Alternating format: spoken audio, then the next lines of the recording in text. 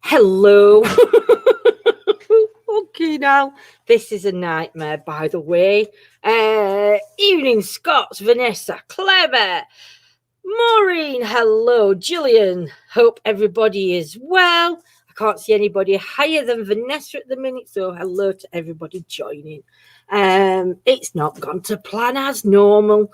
We've tried doing the fire pit, and the fire pit has just smoked and filled our whole house up with smoke, the neighbours' houses up with smoke. So it's there at the side of me on the garden where it's staying. So now we've got ghost stories by candlelight.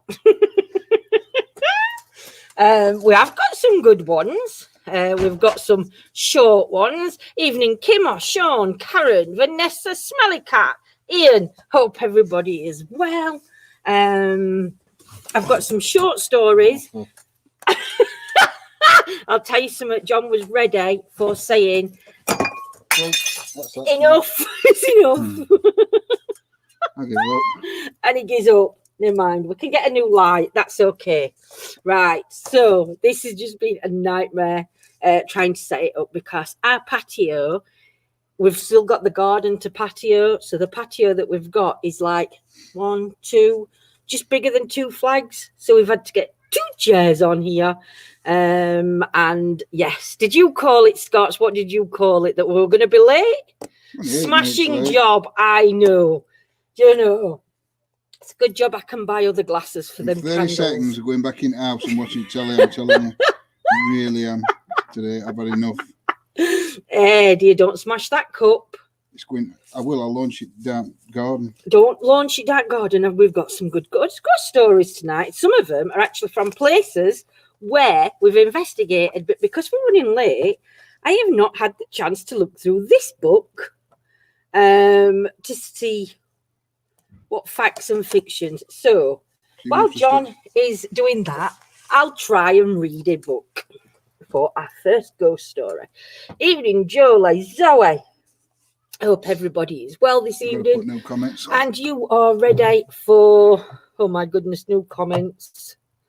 This doesn't do it for you automatically, does it? Carol, so no, not marshmallow. Well, we can marshmallow on a candlelight, but that's about as far as we can marshmallow. Next time we do a fire pit, I'm doing it early in the afternoon, so the fire's roaring. No, this is the last one we're doing outside. It's not an investigation. I'll tell you now, unless it's in shed, that's it. Oh, it's Mr. Grumpy tonight. So we'll just let him big grumpy. But yes, so we have got some ghost stories. Some of them are around Sheffield.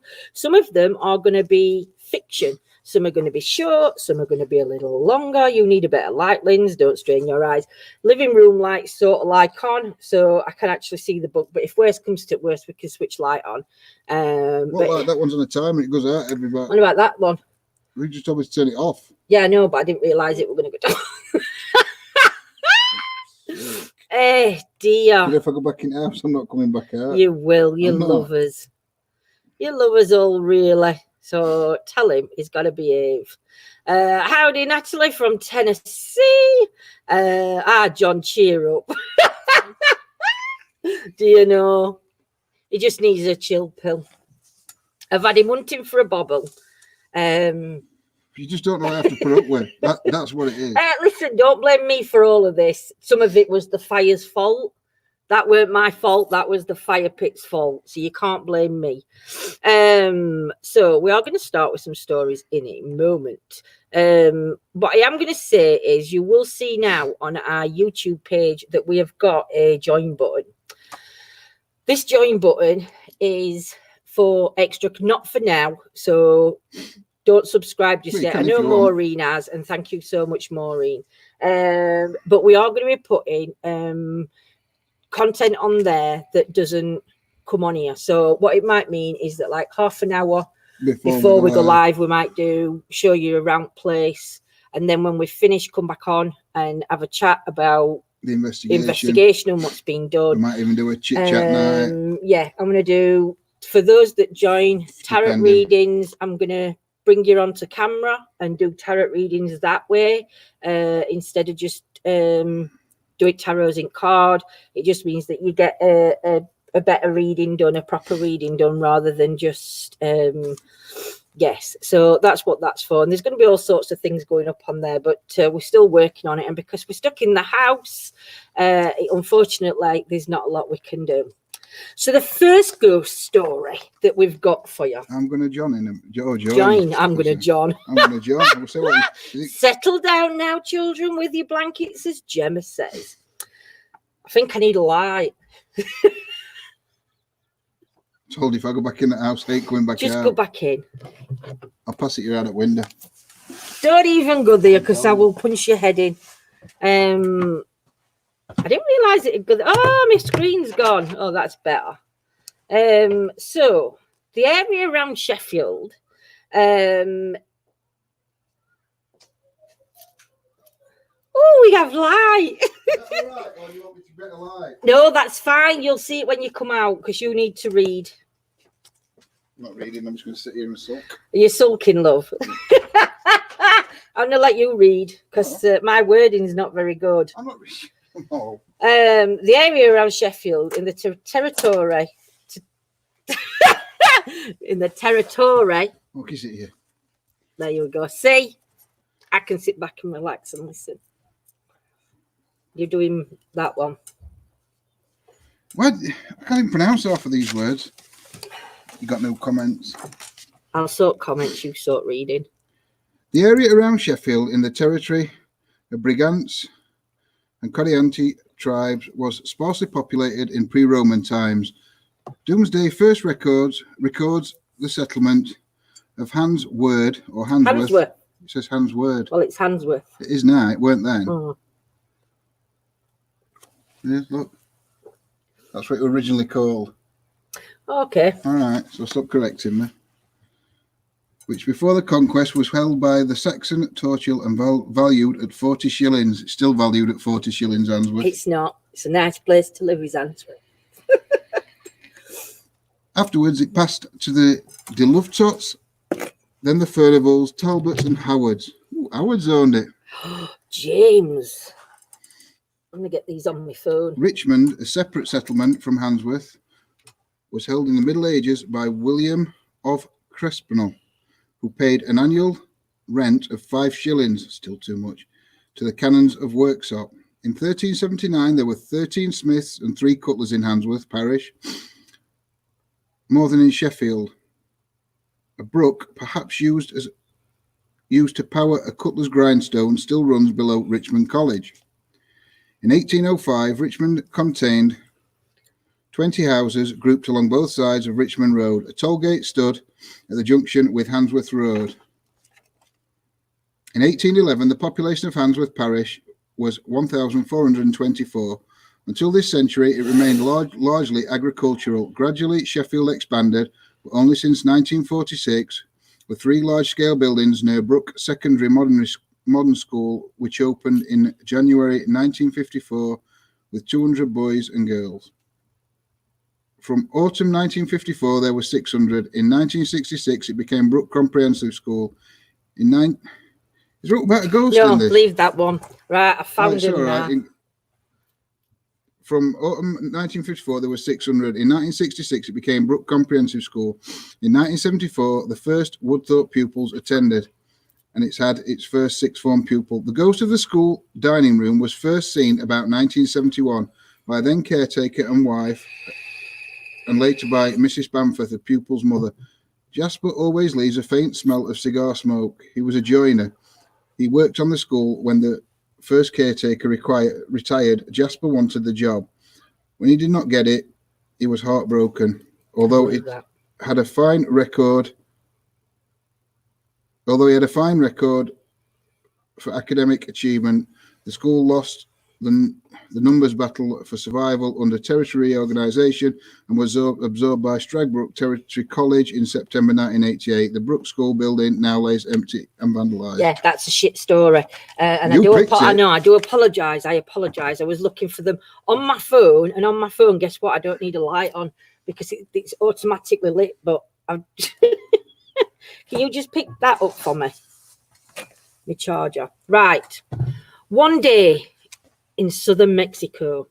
An island caretaker named Don Julian lived on a very lonely island surrounded by canals and rivers. There was a little girl who accidentally fell into the river and struggled to get ashore for dear life. Don Julian noticed after a while, and he tried his best to help her out.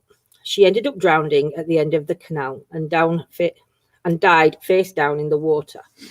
Her body stayed there, and he saw a doll float by the island.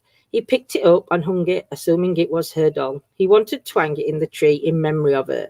Each week, he saw more and more dolls floating past his island, and he kept hanging them because it was her dolls. His trees were filled with old, abandoned, and ripped-up dolls hanging. Hanging dolls became his obsession. He bought them and more dolls, and it got out of control because he believed that the little girl's soul was haunting his island and aiming for him. He tried his best to use the hung dolls to keep her spirit away, but every night he would hear the dolls whisper loudly and talk to each other. He saw them twitch and move a few limbs. He heard them call his name and tell him to go get into the water. He refused to listen to them, and he got paranoid over the dolls. Later, when he got old, someone found him dead. He was dead on the exact same area the girl died face down. Brave tourists still visit this island today. They usually claim that the dolls move and whisper, but this is a mystery for now. Welcome to Island de las Munchas. And that one, actually, some of the dolls from this island, if you ever visit... Do you know this one you sent me? Each story is like 143 pages. No, you're looking at the wrong one. I'll show you on my phone. The dolls, actually, if you go to Nottingham Museum, to Stephen and... I forgot Steve's wife's name. Maria. To Stephen and Maria's museum in Nottingham, some of the dolls from this actual place are left hanging there. They've actually got them in their museum. Hiya, Amelia. Evening, Amelia. Island of the Dolls. Yes, Rachel. Do you know what? I think I'd like to go, but I think I'd be creeped out by going to a place like that. But if you do live in UK and when you can get out, you really want to go to the Haunted Museum in Nottingham. Just going for day. I think they do allow you to go around in daytime. I'm not sure at prices or anything, so please check. But they've actually got some of these dolls from this place. So yeah, it is a bit creepy one. So I thought he was telling me pokies, and it wasn't. In the end, he actually said, "Yeah, no, they're from real place." But because I didn't believe him, we didn't really pay much attention to that bit when we went in, did we? We just sort of like walked through. So next time we will definitely be paying more attention. John's going to read you the next one. I'm just trying to find one. So it's this really short one. One night, and you've got to decide whether these are real or not real, fact or fiction. One night, a student had to study for a big test for school. The only area where she could concentrate was the public library. She went at 11 p.m. to study in the libraries upstairs, where there were lots of other books. She found a book that was based on the test. It was pretty dark and eerie in the upstairs since it was night, but she tried to ignore that fact. No one was around, so she got a bit creeped out, and it was lonely and silent. She shrugged it off and started studying. In the corner of her eye, she saw a person walk past the window outside. She didn't really care, since it was just a person walking by a window from outside. Who cares, she thought. Wait a minute. If I'm upstairs and that person walked by the upstairs window, did she see a ghost? What's your thoughts? Did she see something? Did she not see something? Do you believe that you can see if energies are still left and they can still show their apparitions and everything? If you're in an upstairs building, could you see them walking past? What's your first one is fact? It is funny. First one is fact, but am I reading fact or fiction now? But yeah, Lindsay searched for the Island of Dolls, and I know I've seen it, Joanne. I've seen it when they do it, because them dolls' eyes open and everything. Do you want to read this one? No, you're right. I'm looking. You carry on. Right. This one is called Don't Go Under the Bridge. One day a man had to get to his destination. He wanted a shortcut so he wouldn't have to deal with the traffic. He found an abandoned bridge, and driving underneath it would lead him to a shortcut. But there was a sign under the bridge saying, "Do not enter haunted bridge." He ignored it, thinking it was a pretty stupid joke. He drove under the bridge away. He drove under the bridge away. Halfway through, the engine stopped, and it was pitch black under the bridge shortcut. He was panicked and heard someone knocking on his window. Then it went to excessive slamming. He couldn't see who it was since it was so dark, so he fell asleep, happy that he is locked in his car. The next morning, he awoke in brightness. He was relieved that he had survived and that his engines were working again. He looked around and saw that his car windows had handprints on them. So it was true, he thought. He drove the car to the car wash to get the prints removed. The cleaner said, "Sorry, I can't clean it. I will only clean it if you allow me to go inside to clean it off." "What do you mean?" the man asked, confused. "The handprints are from the inside," the cleaner said slowly. What would you do if that were your car? I definitely wouldn't have even slept in it that night. I wouldn't go under the bridge. But I like hearing that, to actually go under a bridge that tells you it's haunted. So is it a true or false? Is it fact or fiction? Evening there, James, my lovely. Carol saying fiction. What's everybody else's comment before I tell ya? Sounds fictional. It's actually a true story. That one's actually a true story.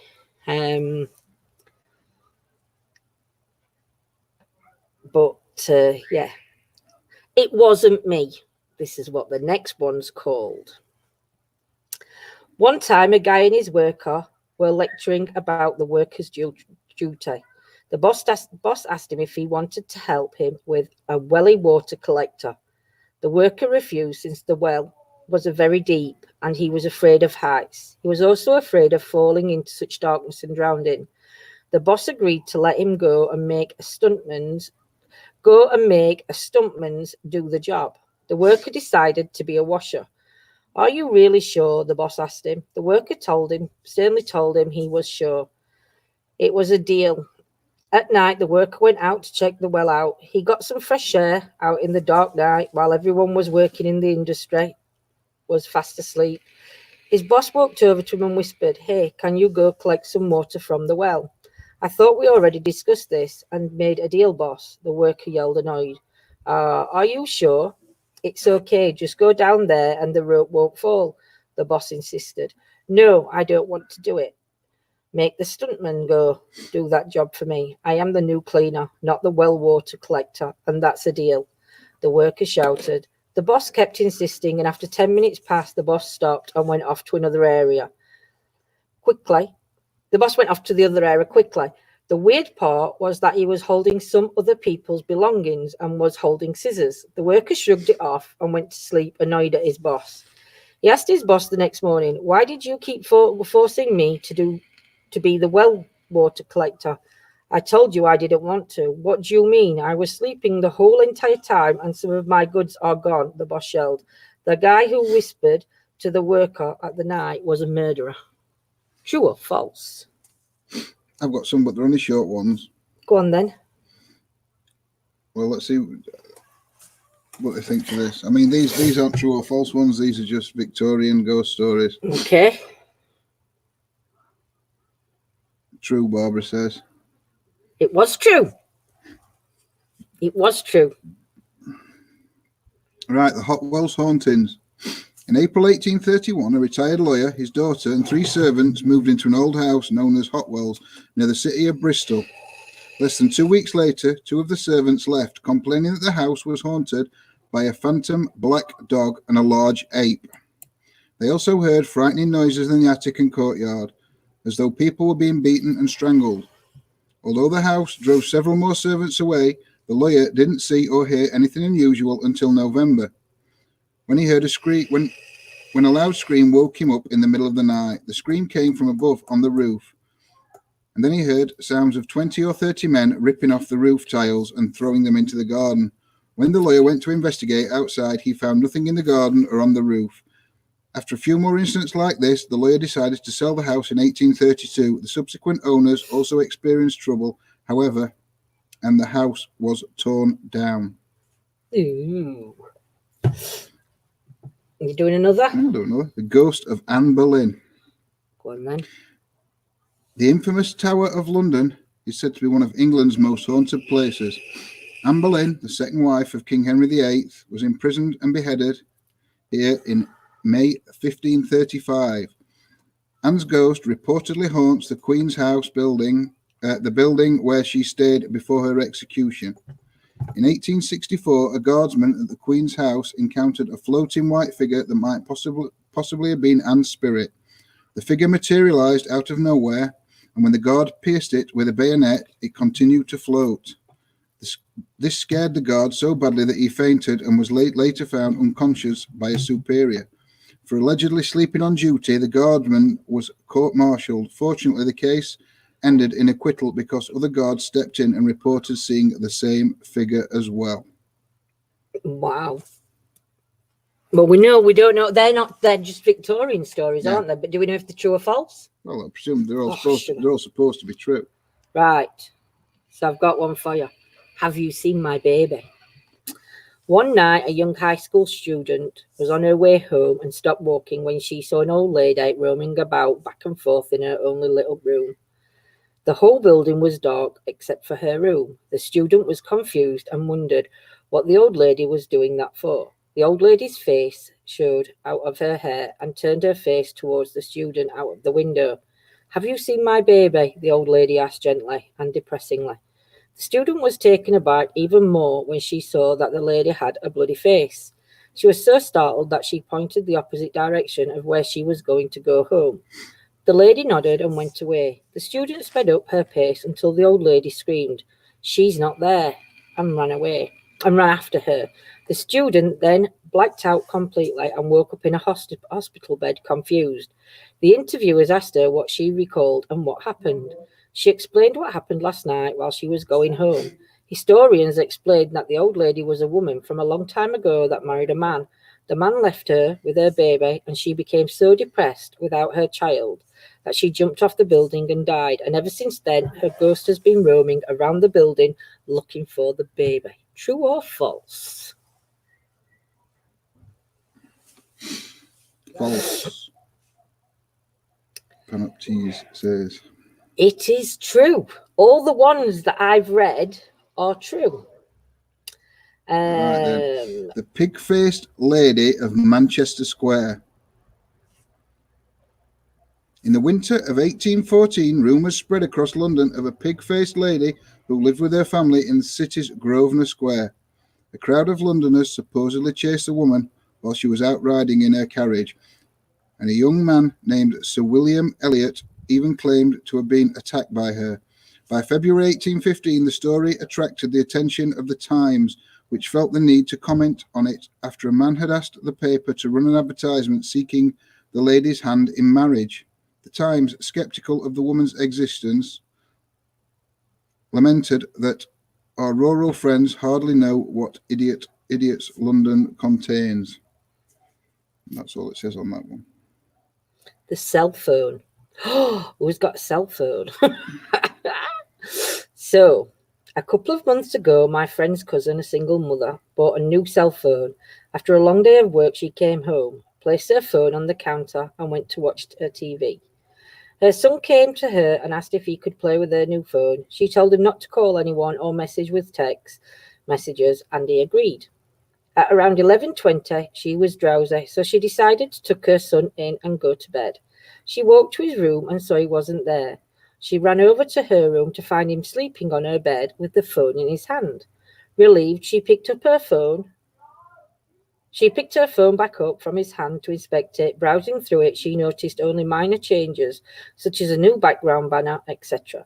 But then she opened up to her saved pictures. She began deleting the pictures he had already taken, until only a few pictures remained. When she first saw it, she was in disbelief. It was her son sleeping on her bed, but the picture was taken by somebody else above him, and it showed the left half of an elderly woman's face. True or false? This one's just a legend. Louis Conga, the founding era, 1718 to 1762. French colonial New Orleans was an unruly powder keg of aspiring planters, indentured servants, soldiers, forced migrants from Europe and Africa, and indigenous peoples of diverse nations. Law and order was paramount to colonial authorities. Following the example of other French colonies in the New World, in 1725, Louisiana officials gave an enslaved African the impossible choice to remain enslaved or to serve as public executioner, known as Louis Congo, Louis for Louisiana and Congo for the place of his birth. He was given his freedom, a plot of land, and rations of food and wine in exchange for his services. He also earned a fee for each punishment meted out. Serving for at least 12 years, Congo was the sole man in New Orleans with the authority to carry out whippings, hangings, and worse against residents of all races. A common punishment for Frenchmen accused of thievery, smuggling, or desertion was branding with the fleur-de-lis. Enslaved individuals accused of running away were punished according to the laws set out by the Code Noir, which stipulated branding, hamstringing, crippling a person so he cannot walk by cutting the tendons in the back of the leg, Nice. amputation of the ears, and upon a third offence, death. The preferred method of capital punishment, regardless of race, was breaking on the wheel. The condemned man was strapped to a wagon wheel, his bones were broken one by one with an iron cudgel, and he was left to die. Ew. See, That these doesn't sound good. Ooh. What's this one called? Ghost Bro. My house was built in 1904. It is a single-family home, wood frame setting on a concrete block foundation. I've been living here for about 12 years. All of the weird things that my siblings and me have seen or heard in this house. This one event is my favourite. This happened to my brother. About 10 years ago, my brother and his best friend had started a garage band, playing mostly Spanish rock, alternative rock, but in Spanish. His friends could only get together on Sunday afternoons. They would practice into the early evening, and then they would usually call it quits by 8 p.m. This was the time I usually showed up and went to bed because I worked the graveyard shift. This happened in late fall, so the days were getting shorter. They had just finished a long session when they decided to head to someone else's house. My brother handed his car keys to his buddy so they could load up the equipment. Everybody had filed out of the basement, but the tricky part was that they needed to walk all the way back to the back of the basement and up the stairs, through the kitchen doorway, down the hall into the living room and out onto the front porch. Everyone was outside, sitting in my brother's truck, waiting for him. My brother was walking up the back stairs when he remembered they had left his pancakes in a go container sitting on a speaker in the basement. He made the decision to go back. Now, the basement is not clean. With full sight lines, there had been partitions made, and the boiler and main heating unit are right smack in the middle. So after my brother walks back, he is about to retrieve his food container when out of the corner of eyes he sees it. It's a shadowy figure right at his peripheral vision. You know what I'm saying? That's the word. The feeling of dread and uneasiness washed over my brother. We had been taught that if you are in the presence of a spirit or a ghost and you felt a bad vibe, to say a quick prayer or to cuss at it. My brother chose the latter. He basically told it, hey, fuck you. I don't have time for this shit. My brother started to walk to the back of the basement and briskly up the stairs, closing doors and turning off lights as he was walking out. The light switch is on the opposite side of the front door. Luckily, the door was open and the little light from the street lamp was flooding the living room with its amber light. My brother said he felt something at his back, but at no point did he turn around. As he flicked the last switch of the living room went dark, as did the rest of the house. As he stepped out, he pulling on the door, closing it behind him. Still holding his food container in one hand, he jogged down a few porch steps.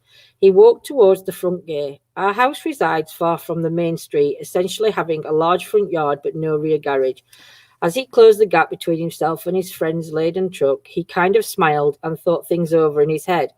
mad at himself for spooking out when there was no reason. He climbed into the driver's side of the truck, putting on his seatbelt and getting ready to pull out of the parking spot directly in front of the house, when one of his friends asked, "Hey, wait, what about your brother? Isn't he coming with us?" My brother answered, "What do you mean? He went to work early tonight. He's gone already. Do you see his car anywhere?" The next question, they said, "So who was walking behind you when you were leaving the house?" I'd shit myself. I'd proper poop my pants if somebody walked I can't find any decent ones. Read some of these. Where are we from? You can't. You're going to have to read them off here because otherwise you have to download everything. The next one's called The Rocking Horse. Oh, I do like spooky stories. Just a pity we haven't got a raging fire. Just a farty little candle light going off in the background. We should have done this in house. One night when I was maybe 10, between 10 and 12, I had trouble falling asleep. My bedroom was the entire top floor of our house, with my bed and such being on the left side and the storage closets and play area being on the right. I was lying in bed when I heard a noise from the other side of the room and see a rocking horse begin to rock. I was sitting just outside one of the storage closets. It proceeded to rock its way halfway across the room and stopped dead under the ceiling light. At this point, I was freaking out and just buried my head under the blankets and never peeked out until morning. It was all confirmed to be not a dream, as the rocking horse was still in the middle of the room when I woke up. Furthermore, I got a stern reprimand from my parents for being up out of bed playing with my toys well past my bedtime.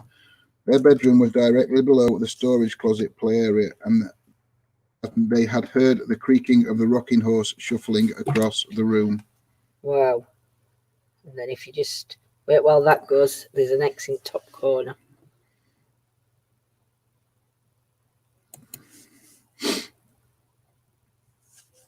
My older sister has a ghost that's followed her around for years. No, we're not cold. Might even see me too. I think it's last night for it, isn't it? Sorry, love. Know. I lived with her once for about 3 months, and so much weird stuff happened in that time. All my sister would say to me when I mentioned it was that her ghost didn't like me being there. Things like going to bed with everything locked up and switched off, and waking up in the morning with the back door open, lights on, and the kettle switched on. One night, my sister and I were getting ready to go out, and I'd asked to borrow her liquid foundation. See, no, we don't have a liquid foundation. I used it and put it back where she kept her makeup. 10 minutes later, she's asking me for it, and it was nowhere to be seen. She accused me of taking it and made me buy her a new one, and refused to listen to my side of the story. About a year later or so, when she was packing up to move to a new house, she found the makeup in a shoebox with some old letters. The shoebox was in a zipped-up suitcase that was underneath the bed. Probably the most scared I've ever felt was one afternoon when I was the only one in the house, which never happened as 4 people lived there. I'd arrived home from work and headed straight to the bathroom. All the doors, windows, etc. were closed. I was standing in the bathroom and started squeezing a pimple on my chin when a female voice in the hall said, "Stop picking your zits." It was loud enough and sounded real enough. Where did you get these stories from? And real enough at the time. I thought it was my sister, so I laughed, told her to off, and asked her what she was doing for dinner. No answer. I stuck my head out into the hall, no one there. I searched the house top to bottom, and there was no one home. I sat out in the front porch until someone else got home because I didn't want to be there alone. See? I'm not reading any more of them. Why? Gee, liquid foundation. Squeezing pimples. Oh, the whispers. This is a story I do not tell often. I promise sincerely that this has scarred me for life, and although I have looked into psychological explanations for what I heard and natural explanations for what occurred, they remain unsatisfactory. When I was a child, I was scared of the dark. I swore to my mother I heard voices in it.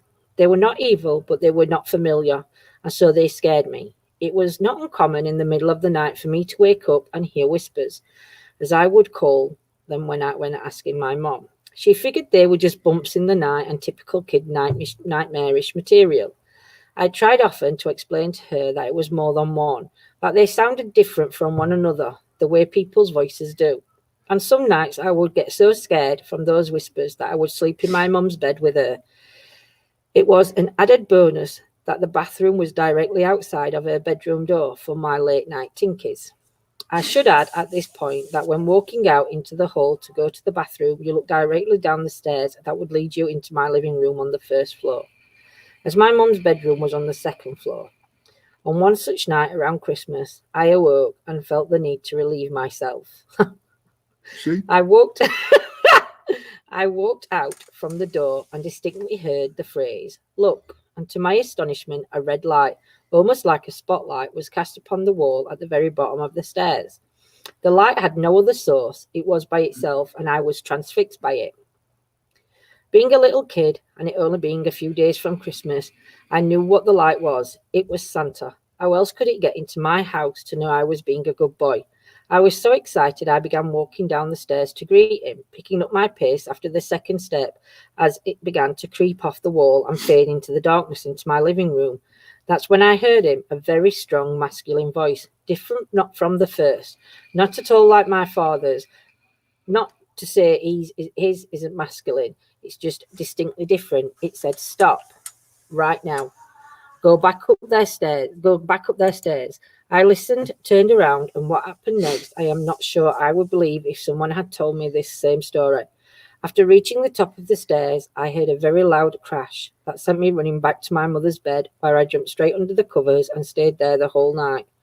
When we awoke the next morning, the Christmas lights, little Christmas flower lights that glowed red, my mother had put on the railing down the stairs, were pulled straight down to the bottom of the stairs, some broken by what seemed like a forceful tear, laying in a single pile.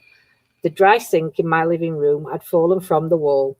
My mother could not explain it. My father was worried we had been a victim of home invasion. My sister was crying, but there was nothing missing. Nobody had broken in. There did not seem to be any reason that this happened. And then I saw it, and I kept quiet because I was so afraid I could not force the words out of my mouth.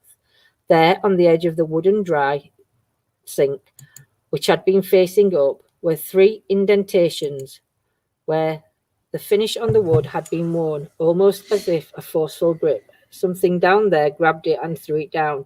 That was what the bang was. I was mortified. After that day, I never heard a single voice again. I do not like to imagine what was waiting downstairs for me that night, if it was anything at all, but I can tell you that the reality was that something had physically acted upon 2 things in my house near the bottom of the stairwell. After this, I have never heard another whisper again, which is sad, because in some ways I would like to think that the masculine energy that had stopped me from going down those stairs, that happened when I was 7. I am 20 years old now, and because of this incident, I am still afraid of the dark, especially shadowy stairwells. Take care, Vanessa. Take care, my lovely. I hope he's all right, your boyfriend. He's sunburnt. I know, that's where she's got to go. He's in pain. Yeah, I can imagine. Hey, Lindsay, my hubby just walked in and said, "Is that the crusty bitch on that you're listening to?" I said, "No, it's the beautiful Lindsay from the UK. He thought you were the voice of Sharon Osbourne. By the way, I love her and Black Sabbath."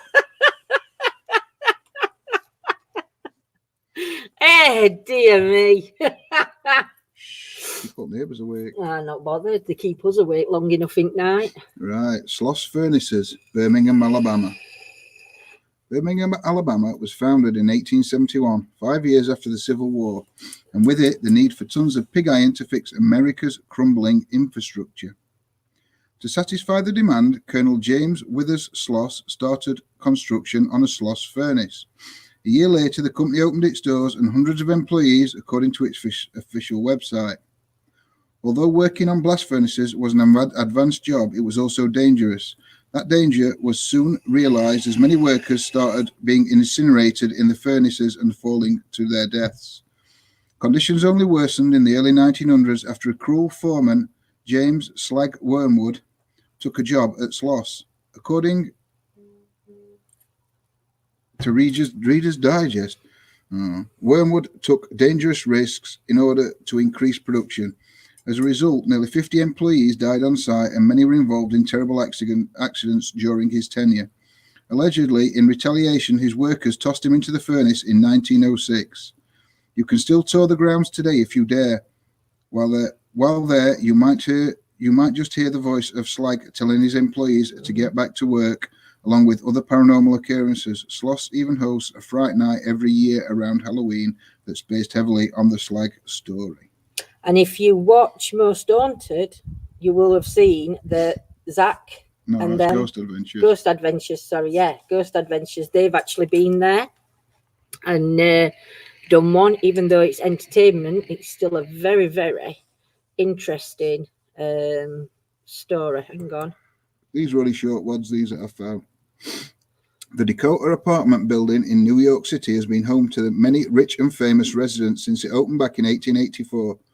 John Lennon and Yoko Ono moved into the building in 1973, and John was also assassinated outside the structure on December the 8th, 1980. Before his death, John claimed he saw a crying lady ghost roaming the halls. Then after John died, Yoko, who still lives in the building, said she witnessed John's ghost sitting at his piano. Yoko says John told her, "Don't be afraid, I am still with you." I like that one. I like that story. The Grandfather.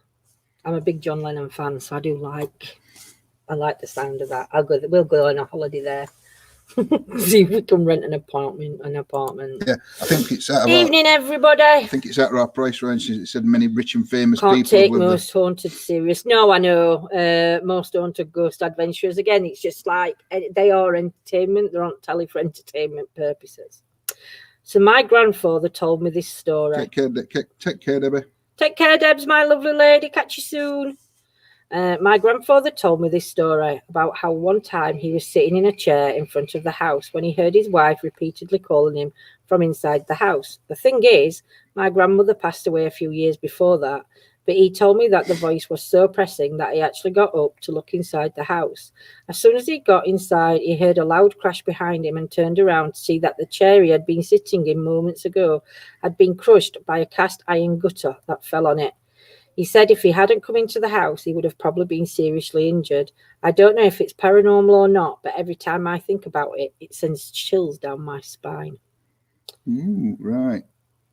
I do believe that energies, voices from his loved ones, if something is about to happen, I do believe that if they're strong enough energies, I think they can warn us. I don't know about what everybody else thinks. Go on then, my lovely. The Bell Witch, Adams, Tennessee. If you're a scary movie lover, you might actually know about The Bell Witch. The films American Haunting and The Blair Witch Project are both based on the story. Way back in the early 1800s, a man named John Bell moved his family to an area in Tennessee called Red River, which is known as Adams, Tennessee. After they settled into the new home, some peculiar things started to happen. The Bell family began hearing bizarre noises, including dogs barking, chains rattling, rats chewing, and a woman whispering. Soon, that woman became known as the Bell Witch, and many people believe she's a ghost of the former neighbor of the Bells, Kate Batts. Batts and the Bells had a dispute over land, and she had sworn vengeance on the Bell family before she died. Later on, Bell died from poisoning, and it is rumored to be the work of the Bell Witch. Wow. I could have sworn I've just did it. Spirit box out. Dear. I thought I heard like a badger's grunt. I thought it was like that noise that I just heard there. Right. The ghosts of the Crescent Hotel, Eureka Springs, Arkansas. Spend the night in the haunted Crescent Hotel in Eureka Springs, Arkansas, which was opened in 1886. During construction, a worker named Michael was killed, and his ghost reportedly still haunts room 218. The hotel came under a new ownership. What? I can hear something outside on me. The hotel came under the ownership of known medical fraud Norman Baker in 1937, who fancied himself as a doctor. He turned the hotel into the Baker Cancer Hospital, claiming to have the cure for the disease. He did not, obviously. Patients who died under his care were buried right in the hotel's basement, which served as a makeshift morgue. He was arrested in 1940, but his patient spirits are said to still remain. Since the hotel is still open, guests often say they see apparitions and hear noise during their stays. Sci-Fi's Ghost Hunters even have footage of something moving in the basement.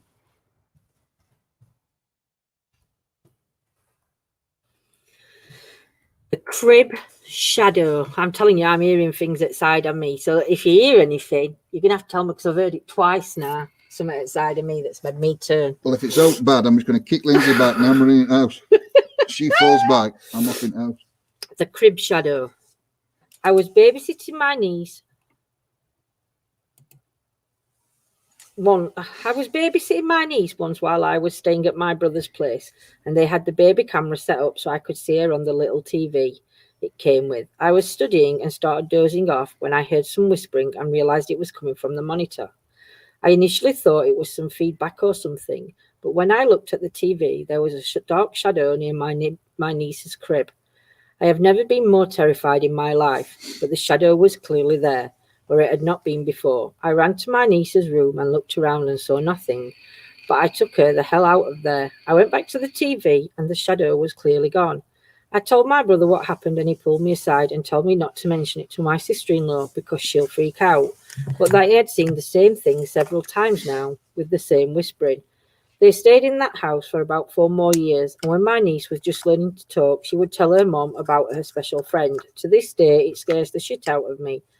When they moved out, my brother told my niece, my brother told me that my niece had become inconsolably sad because she would miss her friend. Her mom would tell her she could bring him along, but all she would say is that he couldn't leave the house. We have never to this day told her about the shadow, and she apparently never saw it. Creepy. Do you know I don't like it when it's like babysitting stories and stuff like that. Quite a few teams have done that hotel. They have Von. I was just going to say, didn't Taps do that one? Got loads of personal experiences and spiritual encounters. Clever, you're going to have to come on and talk about them. We'll do a night when we bring everybody on. And might do that tomorrow. What? Bring people on to tell their stories. I'll have a catch up and then we'll bring people on. Are you up for that tomorrow night, everybody? Come on tomorrow night and tell your stories. I have several spooky experiences. What we'll do is we'll bring everybody on one at a time and let you tell your story, and then knock you off and bring somebody else on. So we've got somebody telling the story all the time. So how many are you going to knock off? If anybody once they've told them, and then we'll bring next person on if everybody's up for that. That would be fab, says Joanne. Sounds good to me. Sounds like a plan. Yep, fantastic. Well, we'll do that tomorrow because I think we need to be in house for that one. We need to be in house to that. Are you cold? Oh, do you know he's a right nesh get? Right, go on then, read yours. Nowhere. Dear. For a taste of a true haunting love, travel over the spooky bridge in Marianna, Florida, which has several ghost legends surrounding the structure, according to its official website. It's even got Bridge has got an official web. We haven't even got an official website. Bridge has got one. In the 1830s, Elizabeth Jane Croom Bellamy, that's a right name, married local politician Dr. Samuel C. Bellamy. On their wedding night, her dress accidentally caught on fire, which covered the young bride in horrible burns. She initially survived, but eventually passed away. Elizabeth was buried along the banks of the Chipola River, and it was said that her love for her husband was so strong she couldn't rest. The deceased newlywed, dressed in white, can allegedly be seen wandering the banks from the vantage point of the bridge, which was built after she died. It is said that she appears on fire, either walking through the swamps or diving straight into the river, as if to douse the flames, or somebody walking along the side of the river. The shadow. You're going to have to put no comments on. I hate this computer for doing this. We are going to invest in a new computer. It's not the computer, it's... Welcome to the ETA family, June. Oh, welcome, hey, June, my lovely. Just telling some ghost stories tonight, and then tomorrow night when we go live, anybody who's got a ghost story to tell is welcome to come on and tell it. So the shadow. I don't know what it was. Hang on, let me pick my phone up. I didn't know that's what it was called until much later. I was living in a house in Laguna Beach that had been there since 1920s. In its history, it had been a speakeasy, a brothel, a house for smuggling illegal immigrants.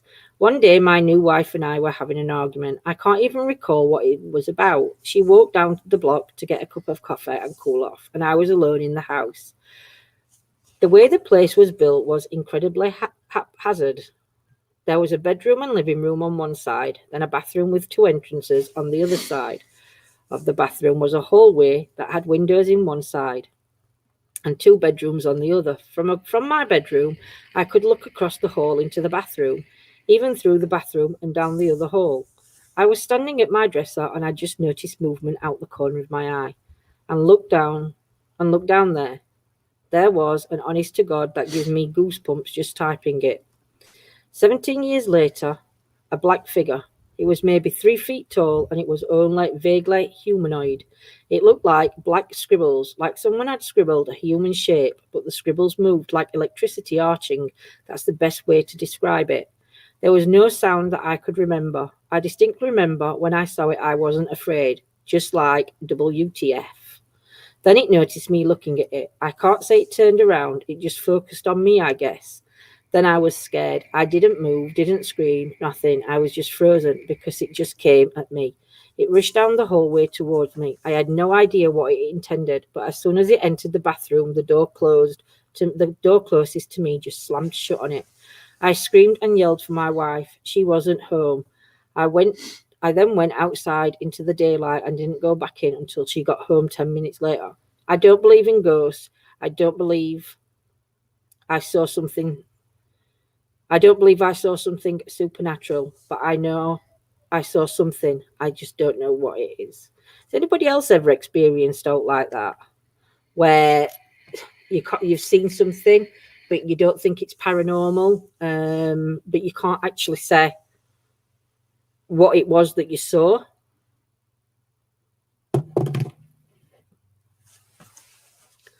Thumbs up, bottom only. Evening chat, thanks for joining us tonight's live. If you're enjoying, please click the thumbs up button. Thank you. Yes, please click the like, share, subscribe. What you're doing? Just looking for something. Okay. No, come on, just give me something. I'm going to say I'll just do the princess. What's that one? What was that? Clever. Oh. Right, Zombie Road, Wildwood, Missouri. Outside of St. Louis lies Zombie Road, a hotbed of ghostly activities. There are many scary stories stemming from Lola Ford Road, its actual name. From sightings of Native American spirits wandering the stretch to victims of train accidents.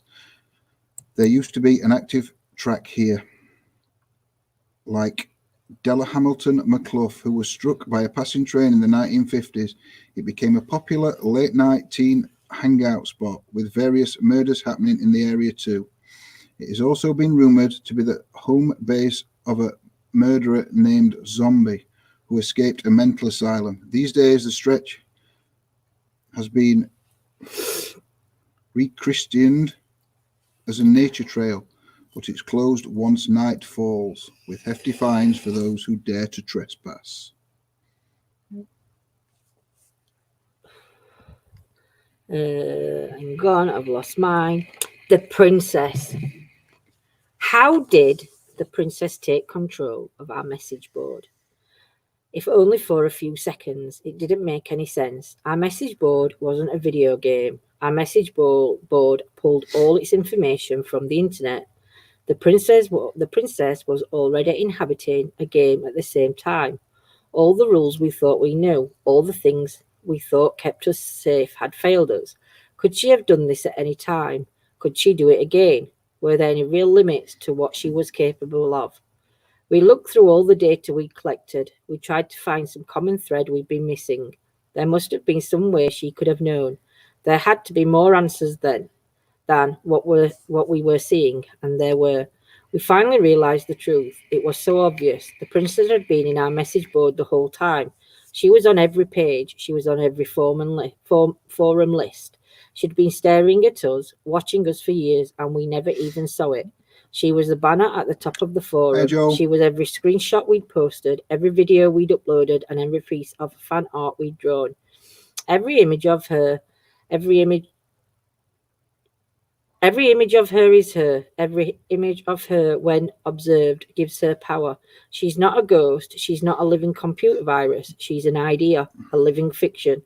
She lives off our observation and thoughts of her. When we all watched the stream, branded together, and gave her our full attention all at once, we made her more powerful than she'd ever been before. We made her strong enough to manifest through the images we posted on our message board and speak directly to us. We took down all the images from what we speculate. It's enough to simply never look at them again, but we deleted them all just to be certain. However, it may already be too late for us. I've been losing contact with other members of the society. I can't tell if something happened to them or if they've simply gone into hiding. But at this point, only a fool wouldn't consider the worst case scenario. I am not completely heartless. I know she's fighting for her survival now. For her, being forgotten is death.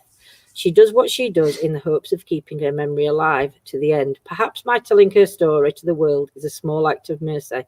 Maybe the thoughts I've lent to her will ease her pain somewhat. I don't know. But either way, that isn't why I wrote all this. What I told you, could put you in great danger, but it could also save your life. You're a target now, and in the months and years ahead, she may well come for you. But I've given you all the knowledge you need, so keep me safe. Do not try to fight her. Do not try to talk to her. Do not try to outsmart her trap. Don't investigate. Don't try to understand. Don't be a hero. Don't try to be a savior. It is my sincere hope that I've given you all the answers you want, so you won't make our mistake and try to investigate further. There is one thing you need to do to be safe. If you see her, turn off the game. And that's the princess. Ooh, I don't like them kind of games. Evening, John. Hope you're well. Joel, hello. Anybody else joining that I've not seen? Deanna, Ian. I think I've seen shadow people, Vonnie. You're going to have to come on and tell us about them tomorrow. Just be careful, I know, I'm going to go straight back and fall on Gordon. And I'll laugh. And then I'll be in hospital. Go on then, what's your ghost story? Dead Woman's Crossing in Weatherford, Oklahoma. Do you know, how's that song go? Isn't there a film called Oklahoma? Yeah, but I can't remember, and I think it... This one's a regular murder mystery turn ghost story. According to the Atlas Obscura, in the early 1900s in Weatherford, Oklahoma, Kate DeWitt James left her home with her baby after she filed for divorce from her husband. She planned to move in with her cousin, but her family never heard from her. After an investigation, it turned out that she moved in with local prostitute Franny Norton. Franny, not Fanny, Franny. She was last seen leaving the house with Franny and her child. I'm going to mess this up here. And her child in a carriage. Franny returned with the child, who was covered in blood, but without Katie. Her body was found later along a nearby creek with her head cut off. It was rumoured that her ex-husband had killed her with Franny's help, but Franny claimed she wasn't involved in Katie's death. But on the day she was supposed to be questioned by the police, she poisoned herself. Kate is still around, though. She allegedly appears as a blue light floating around town, and people have reported hearing a woman looking for her baby and the rolling sound of wheels. Ooh. I've got one more on this, so I'll do one more. The Myrtles Plantation, St. Francisville, Louisiana. Of the numerous spirits haunting this plantation built in 1796 in St. Francisville, Louisiana, the most known entity is Chloe. According to the official how come these have all got official websites and we haven't even got one? Scott is working on it. It said that plantation owner Clark Woodruff... Is there a surname Flaps? Franny Flaps. A prostitute called Franny Flaps. I can't... I've even lost my place now. It is said that plantation owner Clark Woodruff carried on an affair with his slave, Chloe, which ended abruptly. She began to eavesdrop on his conversation and he caught her. As a punishment, he cut her ear off. Then she poisoned the rest of his family with a birthday cake, leaving him alone. The other slaves knew what she had done and hanged her. She supposedly still remains on the property, though. there is a photograph from 1992 where her spirit is reportedly visible. Who? But I don't think it's that photograph that's the... Go on, you're going to have to go, because... Hang on. I don't like that story. They're a bit long, but it'll do. Good. Gives me some time to find The some Vanishing Hitchhiker. Ah, dear. A dozen miles outside of Baltimore, the main road from New York, Route number 1, is crossed by another important highway. It is a dangerous intersection, and there is talk of a building an underpass for the east-west road. To date, however, the plans exist only on paper. Dr. Ecclesall was... I might have pronounced that wrong. Dr. Ecclesall was driving home from a country club dance late one Saturday night. He slowed up for the intersection and was surprised to see a lovely young girl dressed in the sheerest of evening gowns beckoning him for a lift. He jammed on his brakes and motioned her to climb into the back seat of his roadster, all cluttered up with the golf bags and bags up here in the front, he explained. But what on earth is a youngster like you doing out all alone at this time of night? It's too long a story to tell you now, said the girl. Her voice was sweet and somewhat shrill, like the tinkling sleigh bells. Please take me home. I'll explain everything there. The address is something North Charles Street. I do hope it's not too far out of your way. The doctor grunted and set the car in motion. He drove rapidly to the address she had given him, and as he pulled up before the shuttered house, he said, "Here we are." Then he turned around and the back seat was empty. What the devil, the doctor muttered to himself. The girl couldn't have possibly fallen out of the car, nor could she have simply vanished. He rang instantly on the house bell, confused. And he had never been in his life, as he had never been in his life before. At long last, the door opened. A grey-haired, very tired-looking man peered out at him.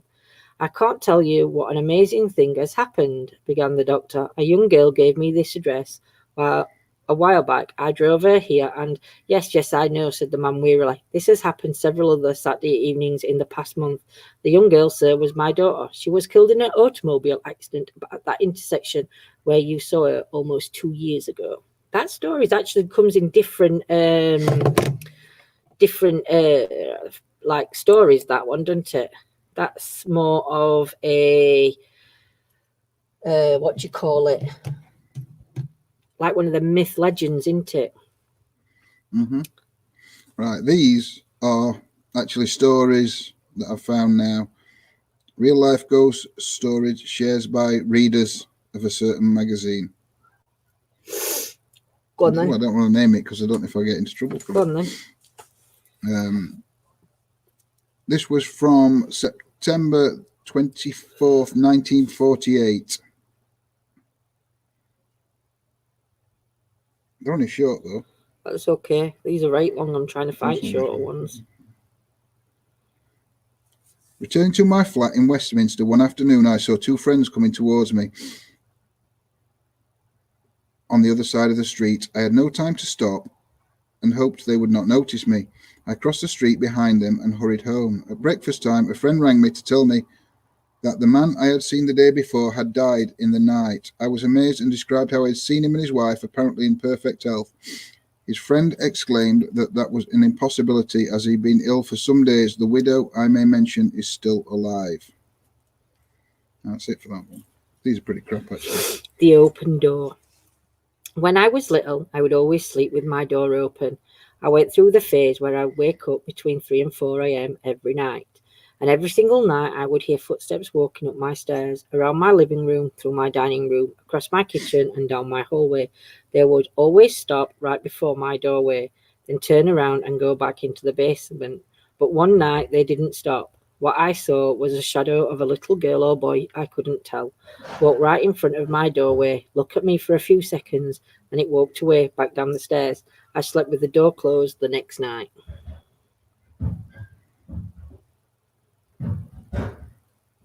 You found any? Have a heck.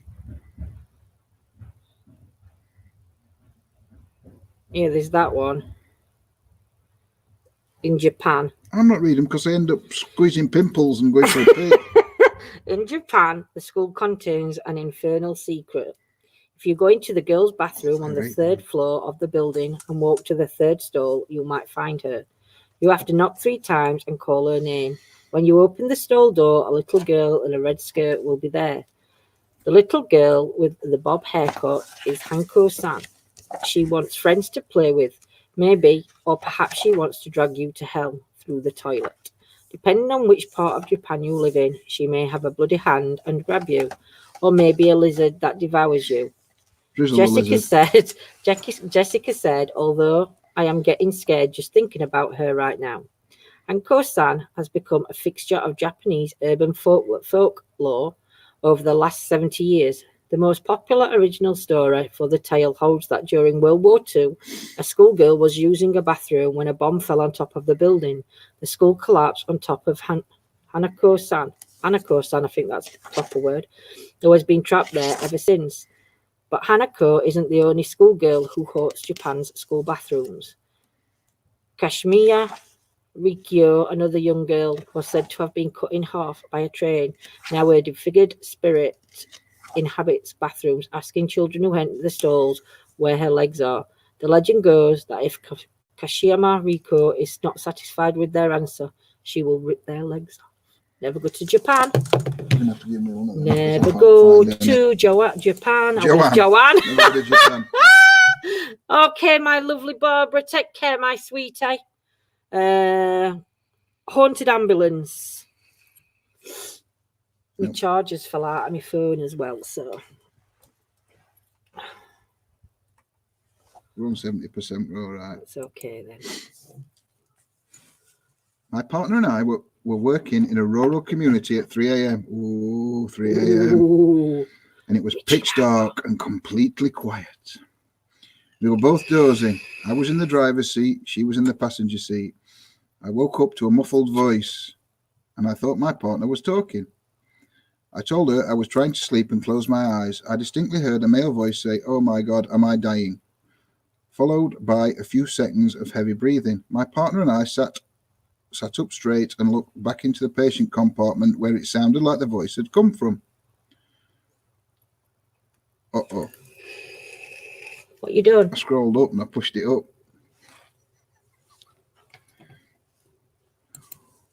While it was quiet for a moment after that, they heard the hiss of an oxygen tank as though it was leaking. The two jumped out, frightened that someone had climbed in the back, but no one was in there and the oxygen tanks were closed. Needless to say, they didn't get much rest after that. Well, that all rubbish. Not rubbish. Demon Stoker. Oh, I'll do that. I'll do demon. Demon. It must be a demon. It's a demon. A Desmond. A Demond. A Demond. This happened to me last year. Not me personally. Whoever's wrote this. Is it bad I set my alarm? Christina, if what happens, let us know. You come on tomorrow and tell us. Yeah. This happened to me last year. I was walking to my dad's home from girlfriend. I think it was from my girlfriend's, who is now my ex. Oh, do you know, they go so into detail, but I don't need to know that. So I was walking and it was around 8 p.m. I just got to my dad's neighborhood and I had the feeling I was being followed. It felt like someone was close behind me and it didn't feel human at all. Then I saw someone coming riding a motorcycle coming my way and he honked his horn. And there was no one near me. And when I looked behind me, I saw no one. But I hear a tree rustling. It was a tall tree too. And the man who was riding a motorcycle told me he saw something behind me. It wasn't human. It was like a black shadow with red eyes. I'm glad he showed up, or I don't know what would have happened to me. He really saved him life. Really saved his life. It says him life. Oh, well, just read. And I ran home like I never did before. From that day on, I never walked into my dad's neighborhood at night ever again. Really? Hey, dear. Strange employee. I was checking the cubicle room, making sure to check each and every cubicle in there, as it is tradition at this point, before I scan my badge through the alarmed panel, so I get 5 seconds to leave before the alarm rearms itself. I leave and watch the door click and hear the alarm beep and re-alarm and turn to walk about 10 steps when I hear the door open. No alarm goes off. I turn around to see an old woman too old to work in the plant and not dressed for work in the plant. She was not an employee. She stared right at me and cheerfully says, "Man, I'm ready to go home." I'm stunned in disbelief. I mutter, "Yeah, me too." The old lady just nodded and walked into the broom closet, opened the door and closed herself inside. You have to do another one because I'm still finding some. That's too long. The writing on the mirror. After living in my new house for 5 months or so, I decided to take a shower after 5 months. Sounds like you. After living in my new house for 5 months or so, I decided to take a shower. One of my friends had just slept over. I had taken a crap ton of showers in that bathroom already, so it's not like it was anything new. So I take my shower, get out and dry off. I look at the steamed up mirror. On the mirror, in perfect writing, no human could do it with their fingers, read something along the lines of, "Dear Father, please forgive me." I completely forgot the rest because I was just so freaked out, but I was terrified. The bathroom door was locked the entire time and no one could have got in. It had also never been there on any other time I took a shower. Ooh. What did you put in for the search? Music, man. Music, I don't know. I just put stories. I was living with my sister and she went on holiday for a week, so I had the house to myself. I was heading to bed and turned out all the lights. I was laying in bed, then I heard what I thought was a guitar being played, so I head downstairs to see what the noise was. I found my guitar laying on the ground and picked it up to put it back on my stand. I go to head back to bed, and again I heard the guitar being played. Head back downstairs to find again the guitar on the ground. Why was this spooky? It was the 11th anniversary that my dad had been deceased. He loved playing the acoustic as much as I do. I could not sleep. We also do not have any animals, so I don't know how the guitar could have ended up on the ground twice. Wow. Have you done that then? Because these seem like the same stories on a different website. No, you can read that one, The Impish Ghost. The Impish Ghost. My neighbour Diane and I had a playful poltergeist for years and we called it Billy. I'd come home and find something put in a weird place, milk in a cupboard, toilet paper in the fridge. See, we never thought to look in the fridge, did we? Laundry detergent in the bathtub. Diane once called to ask if Billy had been around because she couldn't find a gallon of milk. A gallon? We finally found it outside on her back steps. And sugar, darn sugar. Every morning my sugar bowl was empty. When I'd had enough, I'd point to Diane's home and yell, "Go see Diane." Within 5 minutes, I'd get a call from her and she'd say, "Thanks a lot," because he'd gone and pulled shenanigans at her place. This occurred for the entire 2 years we lived there. No one believed us, not even our husbands. My mother thought someone was stealing from us when we were sleeping or out of our house. My sister believed something was going on, but didn't know what. I still can't explain any of it. The car crash that never happened. About 20 years ago, my sister, her husband, and I were driving back to her house, going just past the truck stop when an old man stepped out in front of us. Her husband, who was driving, slammed on the brakes, and we all started freaking out because the old man had disappeared. My sister and her husband jumped out thinking they'd just killed the man, but there's nothing there. The cops came along and a few truckers wandered over to tell us that it is almost a weekly occurrence. Apparently there's been an old man who lived and died and later died in the house across the road who used to go over to check his chickens every night before bed. Check your chicken. Check your chickens. The boy with no eyes. I don't know if I've done this. One night when I was 10, I was woken up by my bedroom door opening, followed by someone sitting. No, I am. One night when I was 10, I was woken up by my bedroom door opening, followed by someone sitting on my bed. I felt my leg graze and the bed sink under the person's weight. Thinking it was my mum, I opened my eyes to see an eyeless boy. He had black, empty sockets. Ooh. What the black-eyed children. Could be black-eyed. About my age, sitting at the foot of my bed, he extended his hand, and in it was a little box.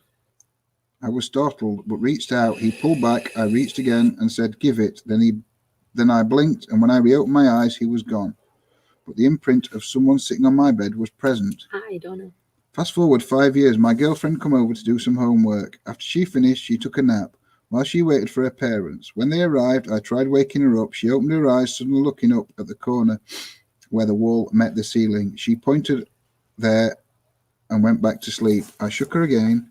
She came to full consciousness, and I explained what she'd done. She said, upon the wall, I saw a little boy with no eyes. He was there in a Spider-Man pose staring at me. I freaked out and told her my story about the same kid. Fast forward another 5 years. I was with the same girlfriend and we had a 2-year-old. We were living in my parents' house in my old room. My daughter started waking up at the same time every night and she'd talk. After a while, I noticed she had almost the same conversation every night. I playfully asked her once whom she was talking to. She said, it's a little boy. He's nice. He's lost and he's looking for his mummy. My daughter's nightly conversations continued until we got a place of our own later that year. Wow. Strange relations. I never believed in Ouija boards. I thought they were a kind of dumb, silly fun. But a group of kids on a high school band trip when I was a sophomore in high school were using one because it was Friday the 13th, and I decided to try it. So my friend Darcy and I did it together, and as soon as I touched the thing, it started moving really fast. Then it said, it's Andy. You are beautiful. Tell your mom I miss her and that I'm happy. I love you. My mom had a twin brother who died in a car accident when they were 16. I obviously knew this, but I'd never told anyone.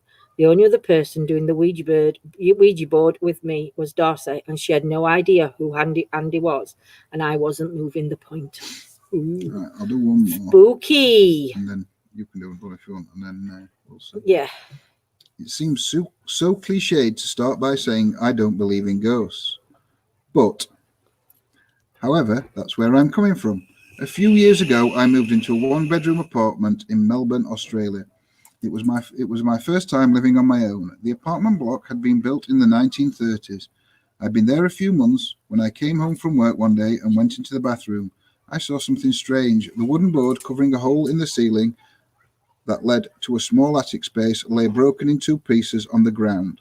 I examined the broken pieces. The board was an inch thick and it would have taken a Bruce Lee to break it. I thought the landlord had sent someone to work in the attic. I was frozen stiff with fear. I thought someone is up there for sure. I emailed pictures to the landlord asking if anybody had been there with an undertone of annoyance since she hadn't warned me. Her reply read, please call me as soon as you are able. I called and she explained that her last 2 tenants had said the same thing happened. She promised to replace the board and she did. A month later, I woke up one night around 4 a.m. I had so many goosebumps, it felt like someone was rubbing his or her hands on me. Everything was silent, but then I heard this sound coming from above my bed. It was a dragging sound, like someone pulling a sack of potatoes. I was frozen stiff with fear. I thought someone is up there for sure. There is no way an animal could make that sound. After 5 minutes, I managed to work up the courage to turn on the light and walk to the bathroom. I was armed with a cricket bat. We've got a cricket bat. When I looked, I saw the new board covering the hole was broken in 2. I felt sick. The dragging sound had stopped, but I heard something else, whispering. The sound was clear and coming from the attic. It sounded like children's voices. I couldn't hear one sentence. I could hear one sentence repeated over and over. It's your turn. It's your turn. I switched on every light in the apartment to make things feel normal. It was 5 a.m. and dark outside. I watched TV to try and unwind. Then a fuse blew. My pet budgie Dexter, whom I kept in the kitchen, usually never made a sound at night, but he started squawking like he was being strangled. I'd never heard him make those sort of noises before. He was screaming. I grabbed my car keys, ran out, sat in my car and waited there until the sun came up. When I saw people walking their dogs, this comforted me enough to go back in. The front door was open, but I thought I hadn't closed it when I'd run out. I went to the kitchen to check on Dexter and he wasn't in his cage. I felt sick again. All the windows were closed, so I looked everywhere inside. When I walked to the bathroom, I heard splashing. Dexter was half drowned in the toilet. I took him out, washed him and dried him. I was so confused at 8 a.m. I called the landlord and gave her a watered-down version of the night. Oh, wow, you heard the whispering too, she said. I stayed in that apartment for another 18 months. I heard whispering on a few occasions, and twice the board covering the hole in the ceiling moved. Although I live elsewhere, the landlord recently called. She said that her new tenants had begged to speak with me about some of the stuff that's been going on there. Forget it. It's their problem now. Right. Can you just rub bottom of my back while I just do this one? Scary student digs. There was a house I lived in during my second year of university. A couple of days after moving in, we chatted to an elderly neighbour who lived in the neighbourhood for decades, and she told us that she couldn't remember anyone living in the house for more than 2 years, even when it was more of a residential family neighbourhood than a student housing. The weirdness started in the kitchen. Several times when I was washing dishes, I could see someone in and out of the corner of my eye and hear their footsteps as well. Of course, when I turned, there was no one there. Not long after, one roommate started saying she kept feeling a cat jumping up on her bed and walking around at night. We did not even have a cat. A friend who was visiting fell down the stairs and said she swore she felt someone pushed her. Once I was sitting with a roommate and she put her iPad down on the coffee table. I saw her do this. It was gone when she went to pick it up again. We tore apart the whole room looking for it, and it had totally vanished. It turned up on the couch a month later. The creepiest incident was when I woke up one morning and my bedside table was 2 feet away from where it had been. I went downstairs, and the first thing my roommate, whose bedroom was next to mine, said was, "Did you hear the footsteps last night?" She told me she'd heard me go to bed, and about an hour later, a second set of footsteps climbed up the stairs and into my room. Before stopping, the two of us were the only ones home at the time. She never heard anyone leave my room. So tonight we have to check the chicken and choke the budgie. As long as we're not choking no chickens, we're all right. So we are going to say good night and thank you for joining us. We are now going to go inside and get warm. Defrost. I am red hot, me. Feel I'm roasted. Well, I'm not with menopause, am I? I'm just getting just a few twitches in my back because it's the wind's blowing. Oh, I'll make you a crochet. You're a wig tomorrow. Feel me ears, they're freezing. We always moans. So I'm going to leave John to clean the broken glass up that is smashed before the dog gets out of the house. But we would like to say thank you to everybody for joining us tonight. Yeah, you've got to do that instead of a handshake. We can't handshake anyway, can we really? No, we can like that. But yes, so hope you've enjoyed it tonight. We thought we'd just try something a little bit different than just waffle on. I've enjoyed tonight actually listening to these stories. So everybody take care, and we will be on tomorrow night. And please join us to come on screen. You don't have to put your faces on. There is an audio button if you don't want your faces to be seen. And please join us and tell us your ghost stories that have happened either to you personally or to people that you know. Yeah. Or even if it's just a make-believe one that you want to tell, and just jump on and join us. So thank you for joining. Sweet dreams, my lovelies. Take care. Night. See you soon. God bless, and we shall see you all tomorrow.